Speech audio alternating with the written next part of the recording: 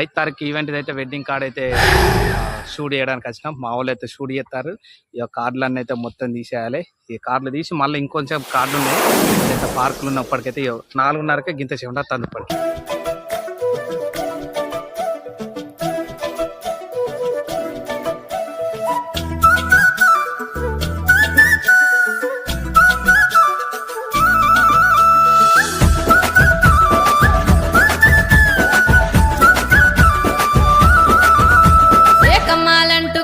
కంటూ ఎంట రాకురో